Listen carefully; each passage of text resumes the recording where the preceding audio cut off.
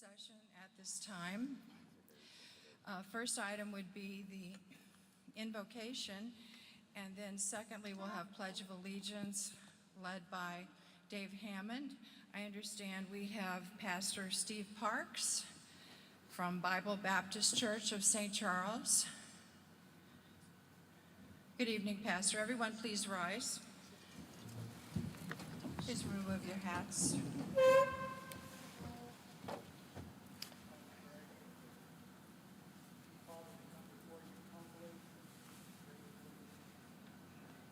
Privilege that it is that we live in this country, that we are a part of, a citizen of. We thank you for our community and the blessing of our neighbors and those with whom we share our lives. We thank you for this meeting tonight that speaks of our freedom and our own process here. We pray, Father, that you'll be with each one of these men and women who have dedicated their life to serving this county and this community. We pray for wisdom as they go down through this agenda and act as stewards of that which is put in their charge. We ask, Father, for those that might give comment tonight, that they would do so with clarity and civility and consideration for those that are here. And Lord, again, we just thank you for the opportunity that we have to be here this evening. We pray for your blessing, your presence in all of these proceedings. We ask in your name and for your sake. Amen. Amen. Thank you, Pastor. I pledge allegiance to the flag of the United States of America and to the republic for which it stands, one nation, under God, indivisible, with liberty and justice for all.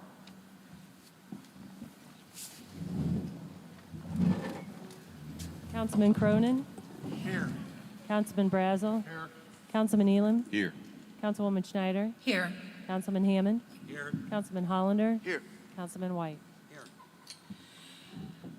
The next item on the agenda is conditional use permits bills for final passage.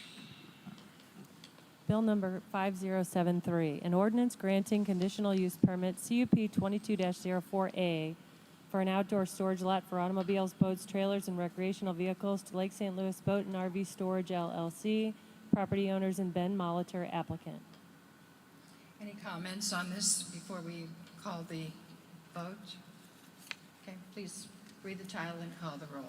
Bill number 5073, an ordinance granting conditional use permit CUP 22-04A for an outdoor storage lot for automobiles, boats, trailers, and recreational vehicles to Lake St. Louis Boat and RV Storage LLC, property owners, and Ben Molitor, applicant. Councilman Cronin? Yes. Councilman Brazel? Yes. Councilman Elam? Yes. Councilwoman Schneider? Yes. Councilman Hammond? Yes. Councilman Hollander? Yes. Councilman White? Yes. And the bill passes. Bill number 5074. Bill number 5074, an ordinance granting conditional use permit 22-04B for an outdoor storage area yard for contractors' heavy construction equipment to Lake St. Louis Boat and Storage LLC, Boat and RV Storage LLC, property owners, and Ben Molitor, applicant. Is there any discussion? Call the question, please. Bill number 5074, an ordinance granting conditional use permit CUP 22-04B for an outdoor storage area yard for contractors' heavy construction equipment to Lake St. Louis Boat and RV Storage LLC, property owners, and Ben Molitor, applicant. Councilman Brazel? Yes. Councilman Elam? Yes. Councilwoman Schneider? Yes. Councilman Hammond? Yes. Councilman Hollander? Yes. Councilman White? Yes. Councilman Cronin? Yes. And bill number 5075. Bill number 5075, an ordinance granting conditional use permit CUP 22-04C for a landscaping contracting service to Lake St. Louis Boat and RV Storage LLC, property owners, and Ben Molitor, applicant. Any comments? Please read the title and call the roll. Bill number 5075, an ordinance granting conditional use permit CUP 22-04C for a landscaping contracting service to Lake St. Louis Boat and RV Storage LLC, property owners, and Ben Molitor, applicant. Councilman Elam? Yes. Councilwoman Schneider? Yes. Councilman Hammond? Yes. Councilman Hollander? Yes. Councilman White? Yes. Councilman Cronin? Yes. Councilman Brazel? Yes. Bill number 5075 is enacted. Next on the agenda are public comments, and I'm sure we have a number of speakers, but I would like to start out with Liam Robertson, who is here to give us some special comments this evening. Hey, Liam, how are you? Hey,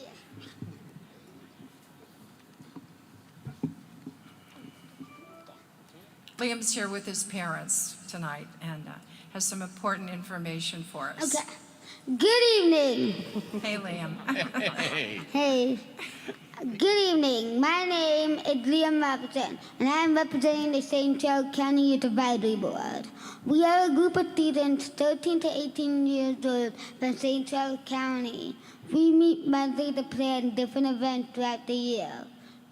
Our mission is to have fun events, give back to charities in the community, protect the youth's mental health, and learn about our local government. We will raise funds for veterans, first responders, for the youth, and have events to benefit the community. I would like to share with you about our most recent project. We will be walking and raise funds for 22 Strong. 22 Strong is an organization that helps prevent suicide among veterans. The number 22 is significant because it represents the 22 veterans who lose their lives to suicide each day. Their goal is to support their community of veterans and bring awareness to the community, to the utilities they support. Our group members are committing to walking a mile a day for 22 days and 2.2 miles on September 24th with other participants who are also participating to help support the cause. Information about 22 Strong and how to participate can be found on the race website. I have already asked my mom to share this with Mr. Elam, and he will share it with the rest of the council members. Our group is going to need sponsors to help us raise money for this cause. I am here asking you to consider sponsoring our group and consider sharing with others who would maybe also sponsor us for this cause as well. I would love to come and speak again as the event gets closer and closer and tell you more about how to sponsor us and the progress we made in earning funds. On behalf of the St. Charles County Advisory Board, thank you for your time and consideration, and thank you for having me.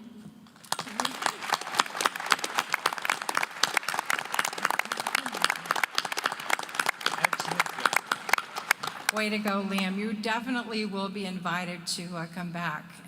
Can you tell us how old you are and where you go to school?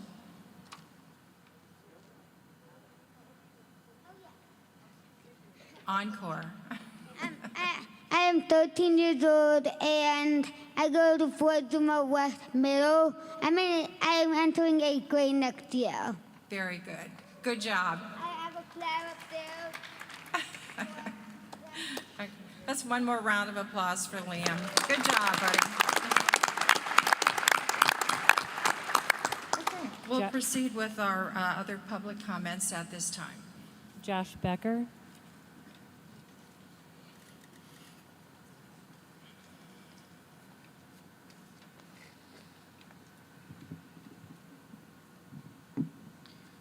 Councilwoman Schneider and gentlemen of the council, some of you may already know who I am and some of you may not, but my name is Josh Becker and I'm running for County Council in District 5.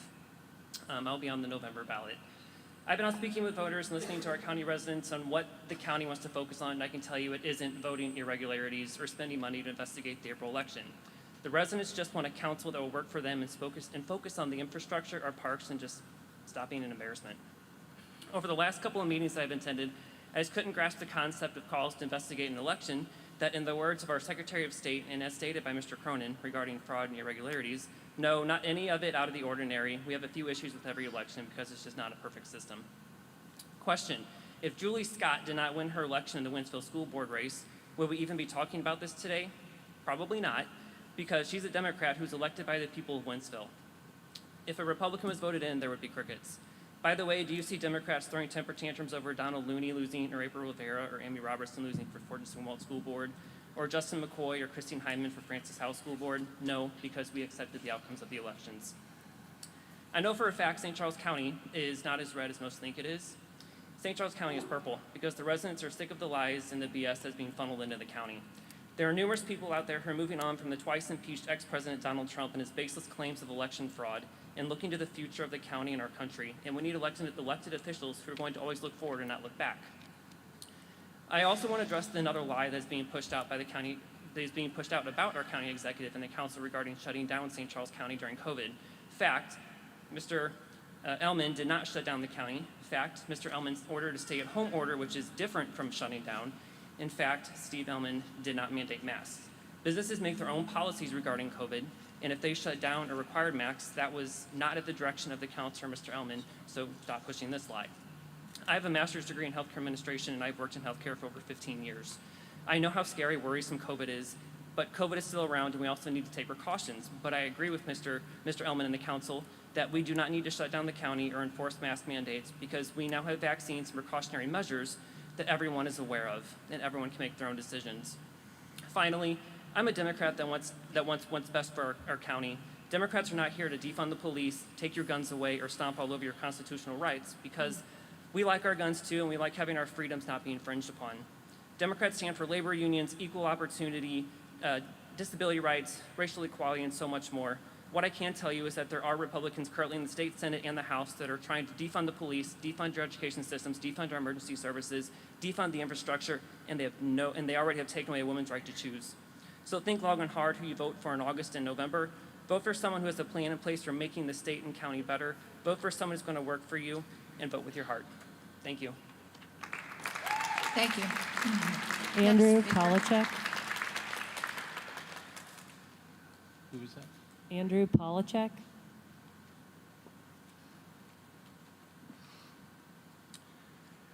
I am Andrew Polachek with Missouri Canvassers. At the request of the citizens of St. Charles County, I and other members of our group first spoke to this council on May 9th. We presented to you an overview of our canvassing results and gave each of you a printed copy of our report.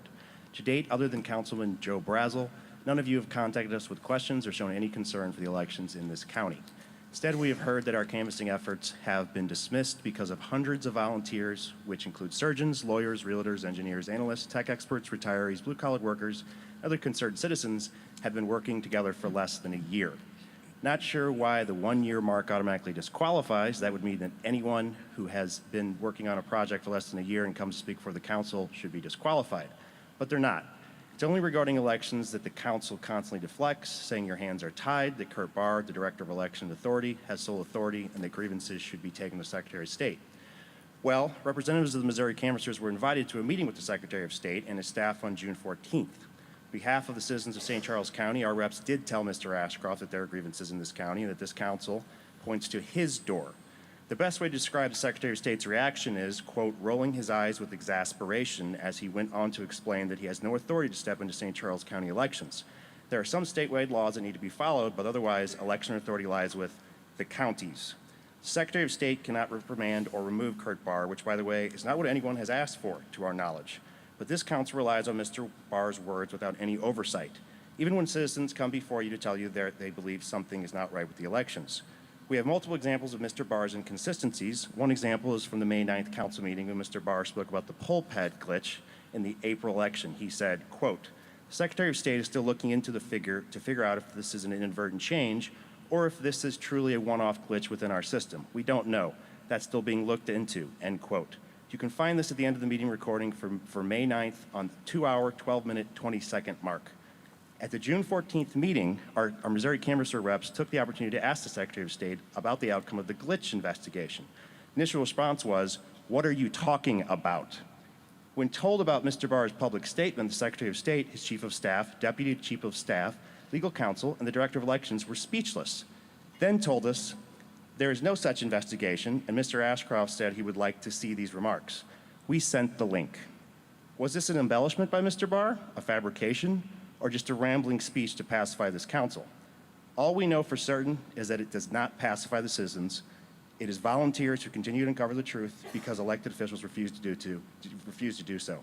there are issues with the elections in St. Charles County, and we would please request that you do something about it. Thank you.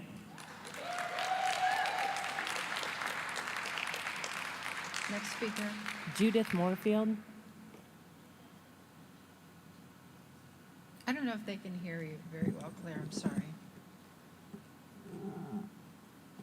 Okay, she did, yeah, got it. Good evening. Good evening. Pull that mic up close to you. Like this? Yeah, yes. A man or woman Whoops, too close. of integrity swears to their own hurt, i.e., they will suffer harm to themselves rather than break their word. Integrity is an internal matter of the heart manifested in all situations, no matter how tough. Engineers talk of the structural integrity of different kinds of steel. Two different kinds may look the same on the outside, but the one that has integrity is the one that can withstand weight and stress under extreme conditions. The same is true of the man or woman of integrity. They keep their word or their oath no matter what the pressures are from the outside. They cannot be bought, they cannot be coaxed into doing something that is wrong, and they do not look the other way when they know wrong is being committed. Honesty may be displayed by some on occasion, depending on who may be looking, but integrity is displayed consistently, even when no one except God knows. God gives courage to those who want to do what is right. The wicked flee when no one is pursuing. They're always looking over their shoulders, knowing that the truth may be revealed at any time and they'll be found guilty. But the righteous are bold as a lion, and a lion retreats before none. You have heard many of us speak on this topic of election integrity in many sessions now, and thus far you have not shown much regard for our concerns. Our votes are not being protected because electronic equipment is being used that can and does manipulate the data based on the directives given by dishonest people. The only way that we will have our confidence in elections restored is to get rid of the machines through which election integrity is destroyed. You made an oath as a public servant to uphold the Constitution of this republic, but you violate that oath and enact without integrity when you disregard the legitimate fact-based concerns that we have repeatedly brought before you to address. How are you personally justifying your inaction on this issue of voter integrity? All of us must answer to God for our actions and for the real motives underlying them. Excuses, justifications, and feigned ignorance will be exposed for what they are. Integrity is of paramount importance to God. For now, we can only speculate on your reasons, but God knows why, and in time, He will expose them. In the meantime, I will ask you once again to please join us in this fight for election integrity.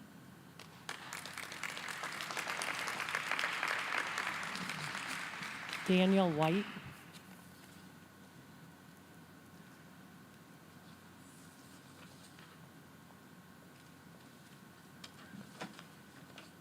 Thank you, council members. My name is Dan White with the Missouri Canvassers. 2 weeks ago at the June 13th meeting of this council, I urged you to request an investigation with the election authority because it appeared that the votes of 4 county officials in the April 5th election were lost. You declined to have me read the names of those with apparent lost votes. I thought that maybe you wanted to be discreet and one of you would ask me for the names after the meeting or reach out to our group sometime in the following days. But crickets. No one asked us for the names. So it seemed plausible that you might go directly to the election authority to ask them for the names or for the investigation. We did a sunshine request to the election authority asking for any communications between the EA and any council members or the county executive from May 9th, the first time Missouri Canvassers spoke to the council, through the current date. The requested communications were sent to us, and except for Councilman Brazel, again, crickets. Neither the county executive nor any other council member has communicated with the election authority on election issues during all these weeks that citizens who are your constituents have been pleading for your help with what they see as election irregularities in the April 5th election. What can be concluded from your lack of action or interest?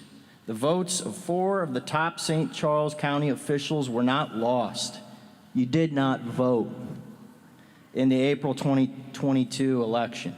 And this should not be surprising because 3 of this same group of 4 are recorded as not voting in the April 21 election either.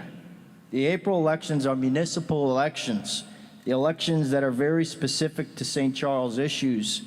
Citizens are coming to you specifically about problems they feel have happened in the 2022 municipal election. By not voting in municipal elections yourselves, the appearance is that you neither care about elections nor feel for some reason that your vote is necessary. Elections matter, but not to some of you. It seems appropriate that those of you who do not vote in municipal elections should recuse yourself from discussions on election topics. We suggest an elections task force be formed consisting of and headed by the council members who do vote in municipal elections. This task force should hold town hall style listening sessions to allow citizens to freely express their concerns and grievances about elections. There should be adequate funding for the task force to hire qualified neutral experts to conduct any investigations. Only through transparency and cooperation can citizens regain confidence in their elections and elected officials. Thank you. Joanne Smith. That's not accurate because I did vote in both those elections, and I also talked in great lengths to Chris Barr about a independent audit, which he refused.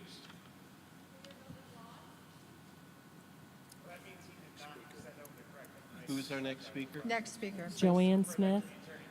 Joanne Smith. Come on up, ma'am.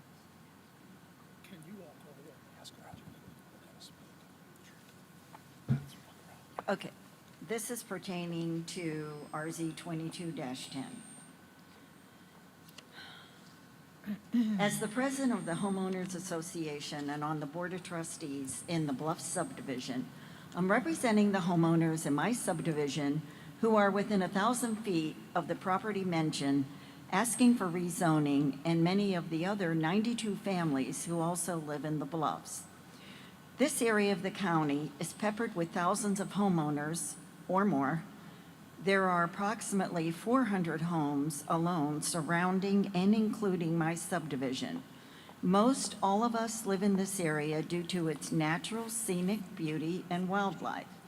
This is exactly why my husband and I have lived in the Bluff subdivision for 40 years and have raised our family there. If the rezoning of the property is approved, it will most definitely negatively alter our entire area. The owner mentioned, of the current property, that he intends to create a family-friendly entertainment area with a restaurant, bar, open-air stage. After complaints from homeowners against the bar and the noise created by an open-air stage with music, the owner then said at the Planning and Zoning meeting in May that he would scratch the stage. However, if rezoning is approved, the owner, whether it be Mr. McCoy or another owner down the line, can change their minds at any time and add the open-air stage. That not only would provide loud music, but would also bring in heavy traffic on our small 2-lane roads, large crowds, and drinking that would impact many families in the area. We all know what a party atmosphere is like that can go well into the night. The owner also mentioned food trucks in the area, another overload of traffic on 2-lane small roads. I love going to Frontier Park for all the activities and the many food trucks that there are there at times, but those who live in my area like to drive to all the activity and not have it in our backyards. From what I understand, Mr. McCoy can attain much of the change that he wants on his property with his current agricultural zoning with conditional use permits. Mr. McCoy, who wants the rezoning, doesn't live near his property, on his property. As a matter of fact, he doesn't live in St. Charles County. We do, all of us. My husband and I have lived in St. Charles County for 50 years. We love our county and especially the area where we live. I'm hoping you all understand how this rezoning project will affect the hundreds of homeowners living in that area. I would also, I'm sorry, ma'am, your time is up. okay, thank you. Thank you. All right. Ron Hayduck? Okay. Cliff Fairbanks?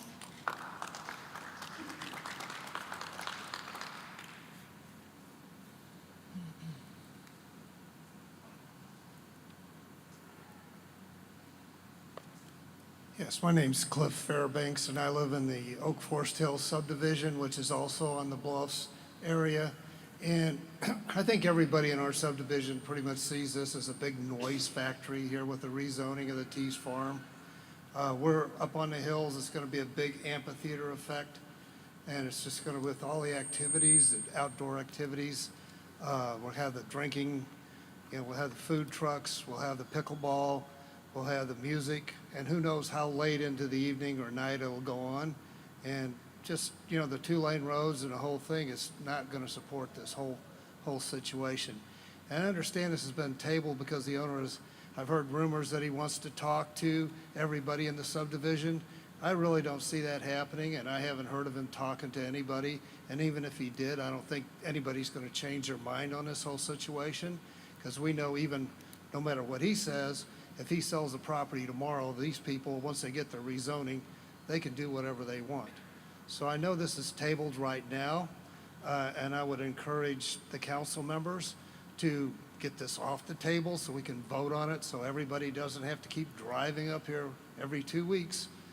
And he's not even here, I don't think.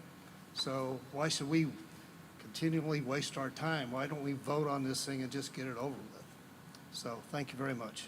Sir, it was removed at the request of the applicant, so the council can't put it back on until another application is made to bring it up. So that's why it's tabled for now. And it could be indefinitely, Potentially, I guess, yeah. so he's just going to wear us out as we keep coming up here. Thank you for your comments. Carol Sandus?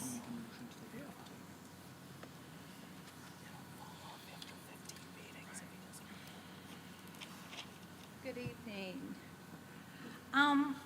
My husband and I have attended for the last 2 months your council meetings, and our overall view of the council is that you guys are very proud and you don't listen to the people when they speak. When you were elected into office, you gave up your own opinion. You wear our opinion. You breathe our views. You chose to represent a very conservative county. It's not purple. So anyway, it should be very simple, yet it's very disheartening. Right now, you have not protected my rights to vote for a conservative candidate. I have no power to exercise my freedom to vote without corruption. Let it be clear. You have tied my hands by washing your hands of this election integrity. You hold us kidnapped on our views and our beliefs that we hold dear. And it points out in these areas that I can review. Let us start with just the word pride.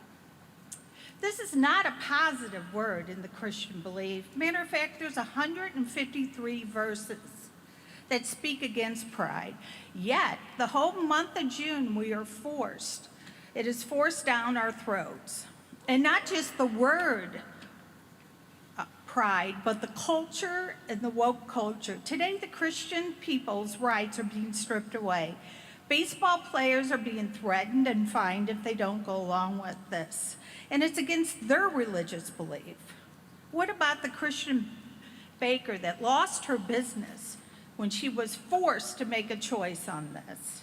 Personally, I am called a homophobe. I am a Christian. I love everyone, yet hate the sinner, hate my sin. Who is protecting our dear children out there from the evil running rampant in our schools? I can already read your thoughts here. It's not my area. It's not my responsibility. Guess what? You're wrong. You were elected a leader in my county. You represent these people 24/7. If you do not speak up against CRT, transgender men in the girls' bathrooms, pornography in our schools starting in kindergarten, we assume that you're for this because you don't speak. What about the violence that's been running rampant over the ruling of the abortion? Our free clinics, free women clinics are being attacked. It doesn't even make sense. Are you speaking about this? What about the sex trafficking in St. Charles? It's appalling. Are you hiding your head there? Are you staying silent there? Isn't it crazy to think, Ma'am, your time is up. I am up here and the only thing I'm talking about is protecting our children when you're hiding Thank your you. head. Thank you. Free us from this bondage. Thank you, ma'am. Your time is up. Thank you.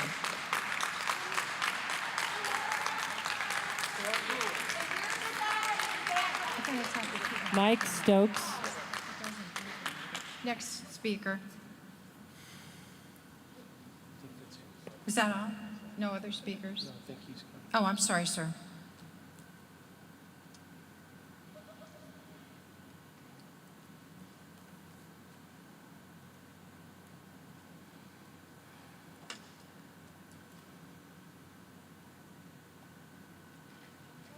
Hey, Liam, whatever you hear out of the adults tonight, either side, whatever, you just keep doing what you're doing because we all got to move forward, okay, boy? Sir, I'm sorry. Are you making a comment? If you'd speak into the microphone and your time will start. I'm sorry. That's okay. I was speaking to Liam. I said, no matter what he hears out of the adults tonight, just keep on doing what he's doing because we got to move forward no matter what. My name is Mike Stokes. I live in the Heritage Subdivision. I've lived in that subdivision since 2009 and St. Charles since 1995. Can you speak a little closer Yes, to sir, the I'm mic? sorry. Yeah, Thank you for the opportunity to speak to you. That's better. I'm here to request that the council pass Bill 5078, sponsored by Mr. White. The bill will get us a jump addressing the stormwater runoff and the erosion problems that have been affecting our subdivision. As you're aware, that we have lost one home, and it looks like even more homes will come to the same demise if we don't act. Notice I said homes and not houses. Homes have families. I've looked at the bill as written and reviewed the legislative jargon that goes with Missouri House Bill 3020. There is a lot to try to digest and figure out. Councilman Brazil and Cronin spoke briefly about it at the last meeting I had attended. Just hearing them brainstorm in conversation was hopeful. I realize that the exact method of how we will get the funding and put it to its best use will be debated and decided later. But we must start by taking advantage of the matching funds before us by passing the Bill 5078. This is not my area of expertise, but I'm not afraid to ask for help when I need it. My point I would like to make is that we are, as a neighborhood, need your help fixing this problem. I have a yard going away with every storm. I have trees that are gone on the way out due to erosion. My yard shifts down towards the ditch. Tree roots become more and more exposed. My neighbors up and down the side of the street have the same problems. Some are worse than others. All depending on where they are, which way the ditch bends. My neighbors across the ditch from me cut away honeysuckle and try to plant grass. It's a valiant effort, but we need professional help. The side of the ditch continues to erode and begins to fall into the ditch. It's just a matter of time. My neighbors across the street struggle with stormwater coming down the hill into their backyards, making their yards into a bog for days. And they're not even dry enough to walk, much less cut or enjoy their backyards. This is not just Summit Court's problems. This is not just my problem. This is a neighborhood problem. The council has a wherewithal and the connection with expertise and ability to help us seek the help that we need. Help us keep Heritage a great tree-lined boulevard subdivision that people want to call home. I respectfully ask that you pass Bill 5078 and begin in earnest to help us navigate this into a success and not let us fall away. I look forward to working with you all and together solving this problem. Thank you for your time. Thank you. Tara Rath.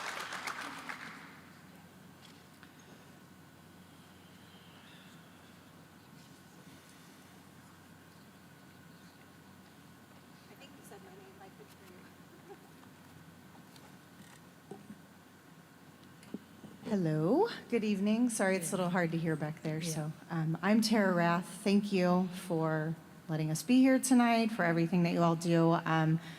Thanks to you, Mr. White, and to the council for at least proposing this bill, 5078. So I live in Heritage. I've been here many times. So for about 2 years, I've been coming and speaking on this topic. So I do live on Summit Station. And this past fall, we lost one house on our court. I actually watched it be demolished, which was something you don't ever want to watch, is your neighbor's house be demolished. So when my daughter asked me if I ever watched that as a kid, I said no, and hopefully you don't ever watch this again either. So we have another house, number 3 Summit Station, that probably will see the same demise. I actually need to figure out who to contact because right now they've got grass growing high and whatever. It's definitely an eyesore. So I live at 5 Summit Station, and I guess my questions, which I don't expect that they all get addressed right now, but with this bill that's proposed, how much state funding will be dedicated to help? Because when I originally came before you guys and started talking about this, this is a private land issue. We can't get involved. We don't have money for this. So I don't know if some things have changed, and there's been a lot of discussion. So how much of the state money is going to be needed or used for the match? Of course, the federal funding through the Department of Natural Resources, part of the COVID money, is $2.5 million. So the way I understand that is that's going to Heritage. You just heard from my neighbor Mike. He lives down the hill. We have a huge subdivision, a lot of you know. I mean, it's been there since the 70s. So our court isn't the only issue, but it happens to be definitely the squeaky wheel right now. So like, what is the plan? Is there a plan? Are people like me able to be a part of that plan? I want to save my house, so I don't know if that's a pipe dream, if I'm just being very Pollyanna, since I'm literally watching these other two go, but I'm hopeful. We've had an engineer out. He said it can be saved, but obviously these areas adjacent to us have to be addressed. So I really hope that you guys pass this, that we can work together, and thank you all. Thanks to all my neighbors and for the community. And I really just appreciate the opportunity to come forward and ask for help and be heard. So thanks. Thank you.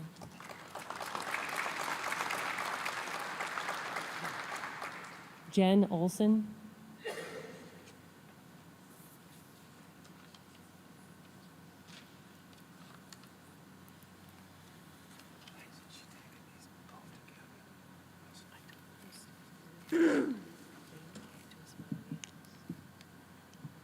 Testing. Okay.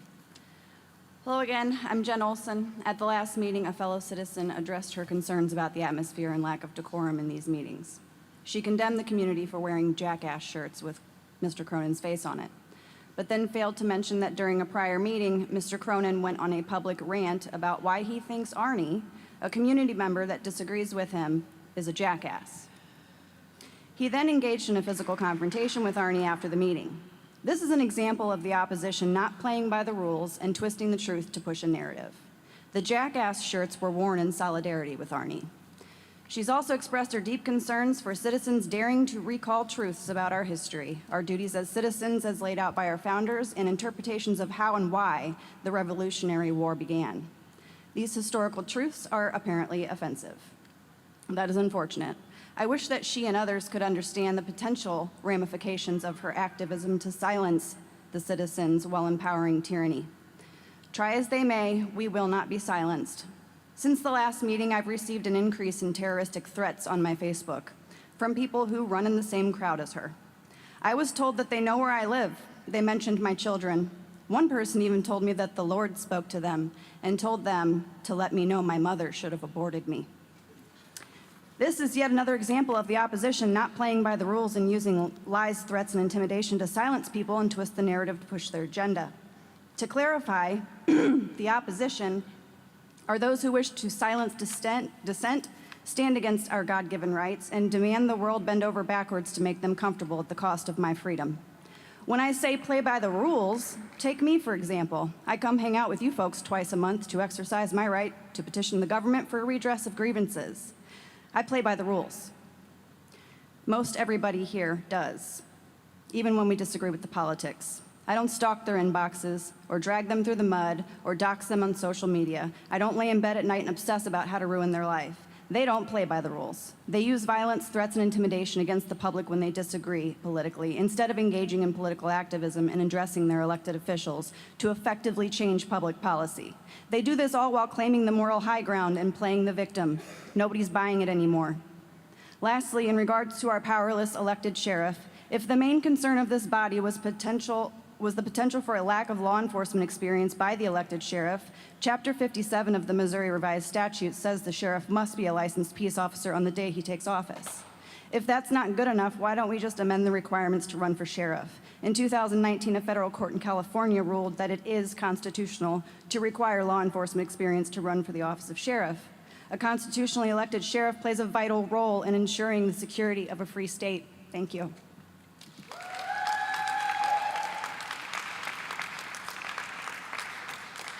Arnie Dino.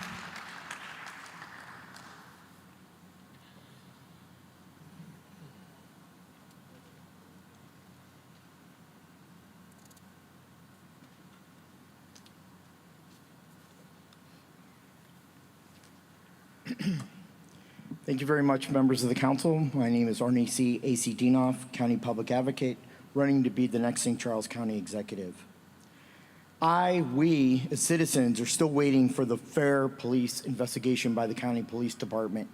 Nobody has been contacted from the allegations in the crimes committed by Councilman Joe Cronin. That's sad in the state of affairs of our police department, especially since they were accredited by the International Association of Police Chiefs at the last meeting. I love our county. We all want the very best for our county. But I do not like the special favors, the considerations, and the underhanded deals by the administration done outside the laws, our county charter, rules and regulations in the bid process. This creates lawsuits against our county government, 32 current federal and state county court lawsuits, and they continue to grow. Where is the disclosure and what are the costs? A portable remote trailer mounted camera surveillance system. Zen Group LLC was the lowest bidder at $45,650. Pass Security Incorporated out of Illinois is $90,495. There needs to be a huge explanation here. Software compatibility after talking with the police chief. Why was the lowest bid exactly thrown out? A sewer truck from EJ Equipment of Illinois, $411,000, bought in May. Another sewer truck on tonight's agenda, Co Equipment out of Illinois, $454,000. Wow, were we supporting the Illinois economy, slapping our own businesses here in St. Charles County? Passed Bill 5078, the $2 million match of the $2 million state appropriation, if signed into law by the governor, to start to assist the Heritage neighborhood in unincorporated county. Bill number 5079, the safety of our children must be our priority. The payment and the use of school resource officers in every school across St. Charles County. Number one, is this a political stunt for Mr. Ellman? Number two, is this a media point because we have an election? Steve Ellman has been in the media and on the county website at great county expense. $2.5 million for press and media staff spent by county taxpayers. Tens of thousands of franking privileges in the county mailed newsletters. This is a Band-Aid and a slap in the face to our county children. By only funding the cost for the 22-23 school year, then by putting a mandate on our 5 school districts, a financial burden of $2.2 million, there needs to be a better long-range commitment. We have 14 current vacancies in the county patrol of police. More to come. This program will take another 14 positions from other divisions, creating over 28 vacancies, putting public safety in jeopardy. Your time is up, sir. I'll just sum it up in 3 seconds. Where will the $1.2 million to $2.9 million to operate the school security program come from? Do not end up putting this security on the backs of our children and on our school boards. Thank you. You know what, Mr. Henke, you need to be respectful. That's the final speaker. That's the final public comment. Moving along to the oral report from the county executive. Mr. Elman, do you have a report? No, I have no report, Madam Chairman. Next item then would be the consent agenda. Are there any items to be removed from the consent agenda? If not, is there a motion to approve? Motion to approve. Second. Any questions or comments? Okay. All in favor, please say aye. Aye. Any opposed? The consent agenda is passed. Moving on to, excuse me, bills for final passage. Bill number 5077. Bill number 5077, requested by Michael Hurlbert, sponsored by Joe Cronin. An ordinance authorizing the execution of cooperation agreements with various cities to support an application by St. Charles County to the United States Department of Housing and Urban Development for qualification as an urban county under the department's Community Development Block Grant programs. Any discussion? Hearing none, please read the title and call the roll. Bill number 5077, an ordinance authorizing the execution of cooperation agreements with various cities to support an application by St. Charles County to the United States Department of Housing and Urban Development for qualification as an urban county under the department's Community Development Block Grant programs. Councilwoman Schneider. Yes. Councilman Hammond. Yes. Councilman Hollander. Yes. Councilman White. Yes. Councilman Cronin. Yes. Councilman Brazel. Councilman Elam. Yes. Bill number 5078 577 passes. Bill number 5078. Bill number 5078, an ordinance authorizing St. Charles County matching funds as required by the state of Missouri to utilize funding from SCS HCS HB 3020, Section 20.881, the Coronavirus State Fiscal Recovery, Water Infrastructure Fund, for assistance with drainage and erosion issues and subsidence in the Heritage Subdivision in St. Charles County, and approving execution of any necessary agreements. Any discussion? Mr. Cronin. Yes, I would like to compliment Representative Krista Finelli and Councilman White and Mr. Elman, his staff, on all working together to try to find a solution for Heritage. We know you folks needed help, okay? And they went to look for a solution and did the best they could. Addition to that, the sewer truck that you saw on there is to inspect the sewers. We have 1 million miles, according to Transportation Department, of storm sewers in this county, and we hope to try to do a better job at identifying the ones that need work, so down the road those can be attended to before things got as bad as Heritage.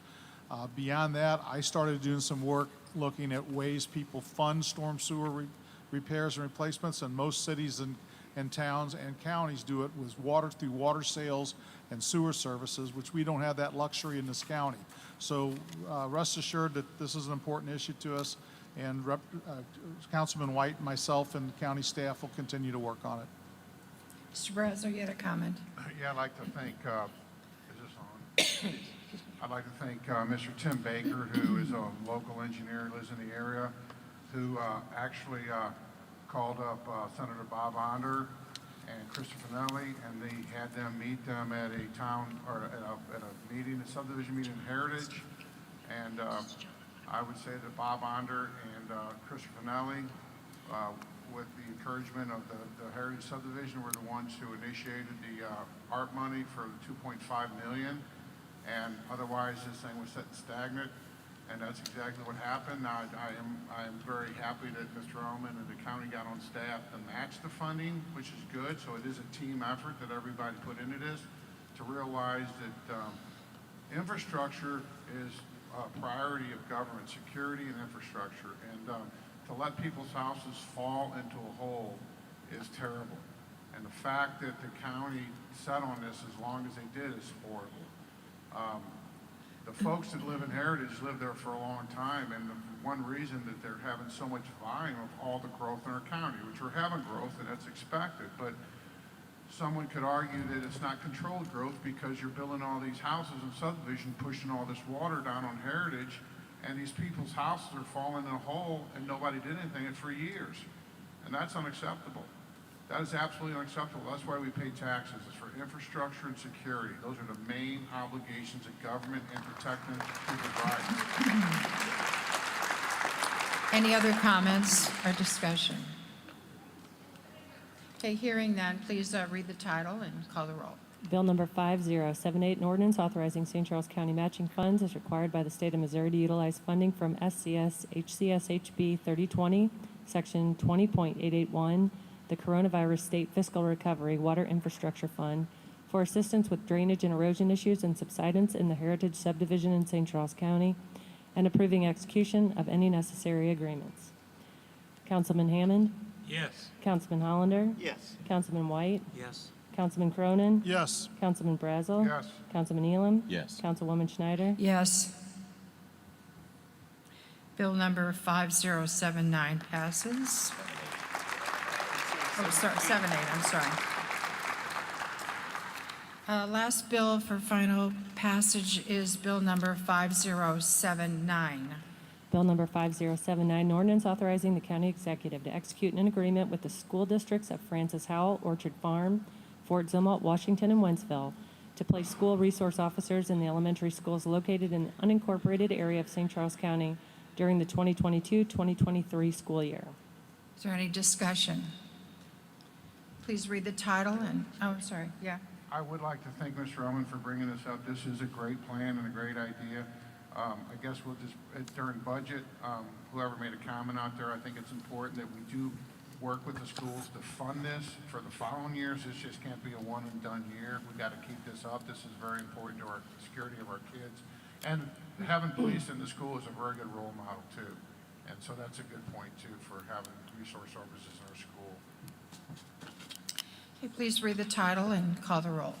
Bill number 5079, ordinance authorizing the county executive to execute an agreement with the school districts of Francis Howell, Orchard Farm, Fort Zumwalt, Washington, and Wentzville to place school resource officers in the elementary schools located in the unincorporated area of St. Charles County during the 2022-2023 school year. Councilman Hollander? Yes. Councilman White? Yes. Councilman Cronin? Yes. Councilman Brazel? Yes. Councilman Elam? Yes. Councilwoman Schneider? Yes. Councilman Hammond? Yes. Bill number 5079 passes. Madam Chairman, Mr. Ellman. yeah, just a note on that bill that just passed. When we first presented it, I had one of the superintendents call, and he was concerned because we were going to do this just in the unincorporated areas. And I understood his concern. There'll be people asking about that. I just want you to know that the last mayor-administrator meeting, which was a couple weeks ago, we talked about this, and I feel very confident that the cities who also have these ARPA funds available are probably, I'm hoping anyway, it sounded to me like they're very much interested in doing something similar to this. And Mr. Brazel is right. Right now, we've got this federal money that's available, but we're going to have to, in our budget, find a way to fund this in the future. Yeah, I hope everyone contacts the city council of the cities and urges them to do the same because all of our children need this protection. So thank you. Next would be bills for introduction. First is bill number 5080. Bill number 5080, requested by Matthew Seeds, sponsored by Nancy Schneider. An ordinance amending the 2022 budget of the ordinances of St. Charles County, Missouri, approved by ordinance number 21-096 for the St. Charles County Department of Information Systems by removing one information systems coordinator position and adding one information systems financial specialist position. Are there any questions or comments on this bill? Hearing none, we'll move on to bill number 5081. Bill number 5081, requested by Jeff Smith, sponsored by Nancy Schneider. An ordinance amending the 2022 budget for a reclassification of a System Technician 1 position to a System Technician 2 position within the St. Charles County Department of Emergency Communications. Any questions or discussions? Hearing none, we'll move on to bill number 5082.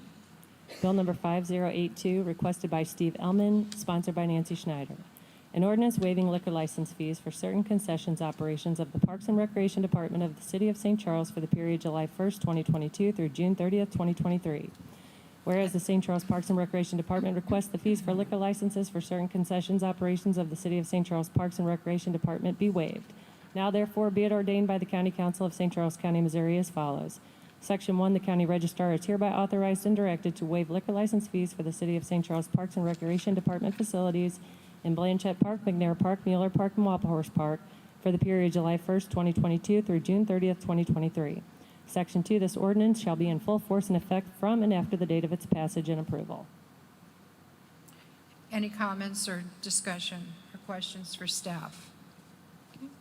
Hearing none, those bills will be voted on at the next council meeting, which I believe is July 11th. Okay. Is there any action on any of the tabled bills? I have a question. Mr. Hammond. On this bill for the Greens Bottom Road, 5076, that would require 2 meetings when that's taken off the table, won't it? No?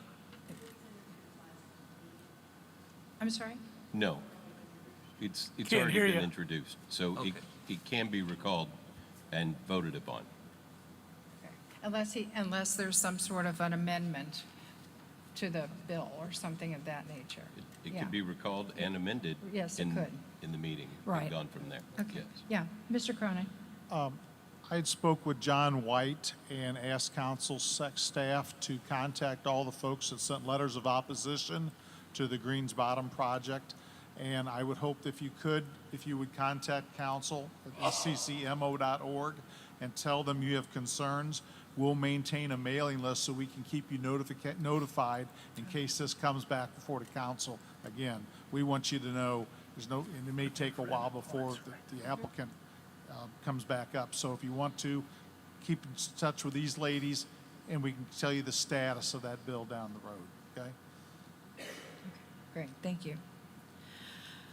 Any other action on any of the tabled bills? If not, I'll take a motion to adjourn. I got comments. Oh, excuse me. It was mentioned tonight when everyone was talking that we've been talking about election integrity for the last several months. And some folks don't like hearing it, I get it. But just so everyone's clear here, the election integrity is not revisiting 2020 and it's not revisiting the April vote. The election integrity is making sure that we move forward in a positive fashion and know that where everyone's comfortable on what's going on. It's a question. We're asking questions. So the council said that it's Jay Ashcroft to make these decisions. On June 14th, we had a meeting with Jay Ashcroft for over 2 hours.